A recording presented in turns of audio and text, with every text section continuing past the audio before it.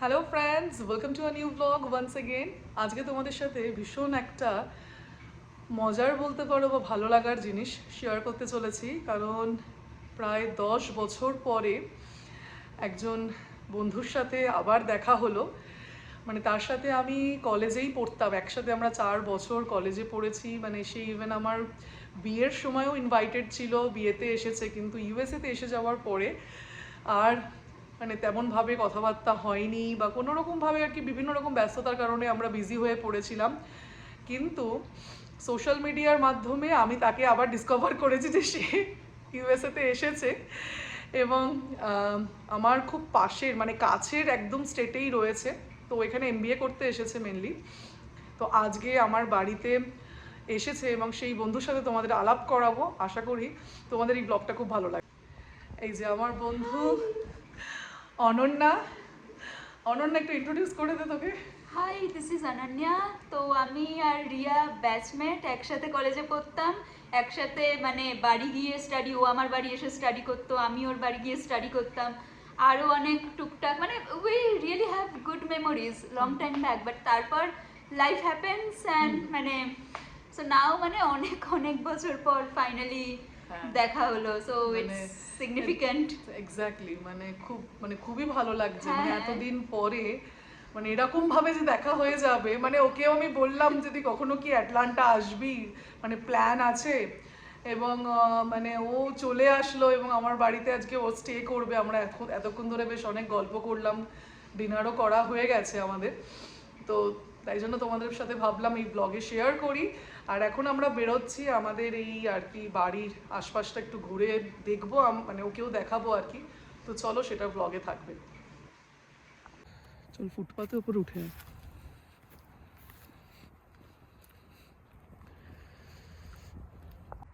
এই যে আমরা অন্ধকারে এখন ঘুরতে বেরিয়েছি। রাত্রির এখন 11টা বাজে। মানে ও অ্যাকচুয়ালি কালকে সকালেই একদম বেরিয়ে যাবে, তো সেই কারণে একটু কমিউনিটিটা ঘুরিয়ে দেখাই। কালকে এখন রাত্রিবেলায় কত রাত্রে শোবো তার নেই কোনো ঠিক। তো সেই কারণে আর কি একটু ঘুরিয়ে দেখে নিই। সকাল সকাল উঠতে হয়তো অনেক একটু দেরি হয়ে যেতে পারে, সেই কারণে আমরা একটু কমিউনিটিটা ঘুরে দেখছি। এখন আমরা এসেছি সুইমিং পুলের ধারটাতে। সুইমিং পুলের ধারটা এক্সপ্লোর করছি, ওকে অ্যাকচুয়ালি একটু ঘুরিয়ে দেখাচ্ছি। বাচ্চাদের খেলার জায়গাটা, মানে ওয়েদার ভালো থাকলে শ্রেয়ান মাঝে মাঝেই আসে খেলতে এটাতে। আর এইটা হচ্ছে আমাদের ক্লাব হাউস। এইটা মানে ব্রুক, মানে আমাদেরটা তো হচ্ছে ব্রুকুডের এই ক্লাব হাউসটা হচ্ছে খুব ডিম্যান্ডিং ক্লাব হাউস, মানে সবসময় ফুল। খুব সুন্দর ক্লাব হাউসটা। কটায় বন্ধ হয়? এটা তো রাত্রির 10টার মধ্যে বন্ধ করে দেয়। আর এটা হচ্ছে টেনিস কোর্ট। হ্যাঁ, বিশাল বড় টেনিস কোর্টটা। এদিক দিয়ে যাই, চলায়। মানে ইনফ্যাক্ট এই চক্করে তোমাদেরকেও কিন্তু আমার কমিউনিটিটা দেখিয়ে দিচ্ছি। মানে আমি এখনো পর্যন্ত আমার কোনো ব্লগে আমার এই কমিউনিটি শেয়ার করিনি। এই অনন্যার চক্করে তোমাদেরকেও আর কি আমার কমিউনিটিটা মানে দেখানো হয়ে যাচ্ছে। সুন্দর, মানে একটু সামারে বা ওয়েদার ভালো থাকলে না এখানে এসে বসতে টসতে খুব ভালো লাগে। এইটা হচ্ছে টেনিস কোর্ট। এখানে তো গাছগুলোর এখন অবস্থা খুব খারাপ, বাট স্প্রিং আসলে একটু একটু করে পাতা আসবে, ভালো লাগবে দেখতে।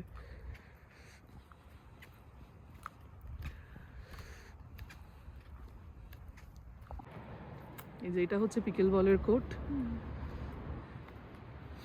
পিকেল বলটা টেনিসটা এখানে খুব ডিমান্ডিং, মানে থাকেই না, মানে আমাদেরকে আর কি স্লট আগে থাকতে নিতে হয়, যে সময় আসবো আমরা। স্লট পাওয়া এখানে খুব মুশকিল হয়ে যায়। অনন্যা আসার সেলিব্রেশনে আমরা এখন একটু ওয়াইন খাবো আর কি। তুই খাস তো? হ্যাঁ। এখন একটু গল্পগুজব হবে আর তার সাথে একটু ওয়াইন টোয়াইনও চলবে। চলো ওয়াইনটা ঢালা যাক। দেখ তুই কতটা খাবি। অল্প অল্প, বেশি দিস না। এটা তো অল্পই হয়ে যাবে।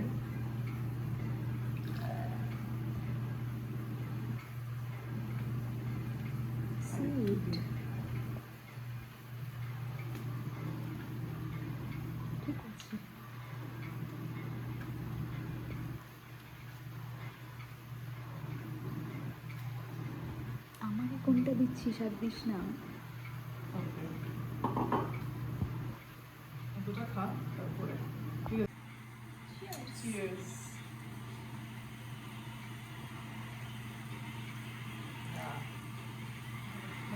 সো গুড মর্নিং, আজকে স্যাটারডে মর্নিং। তো আমরা এখন চলে এসেছি মানে কফি খেতে, সকাল সকাল ঘুম থেকে উঠে। ঘুমটুম হয়েছে নতুন জায়গায়? দারুণ ঘুম হয়েছে, মানে তার কারণ হচ্ছে তার আগের দিন রাতে আমি ঘুমোইনি। রাত 3টের সময় বেরিয়ে আমরা বন্ধুরা কারপুলিং করে ন্যাশভিল থেকে আটলান্টা এসেছিলাম। আটলান্টা মাইক্রোসফট অফিসে একটা প্রোগ্রাম ছিল, তো তার আগের দিন মানে 1 ঘন্টাও ঘুম হয়নি, তাই কালকে আমার খুব ভালো ঘুম হয়েছে। দারুণ ব্যাপার। হ্যাঁ, মানে অ্যাকচুয়ালি নতুন জায়গায় একটু ঘুমটুমের প্রবলেম হয়। আমি লাইট জ্বালিয়ে ঘুমিয়েছি নতুন জায়গা বলে। মানে ওটা হয়। তো এখন এই আমরা এসে গেছি কফির টেবিলে। তো কফি এখন খাওয়া দাওয়া হচ্ছে। এই কফিটা কিন্তু সকাল সকাল শৈলেন্দ্র বানিয়েছে, ও খুব ভালো কফি বানায়।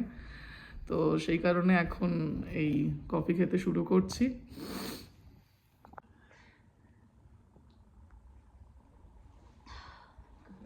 দারুণ।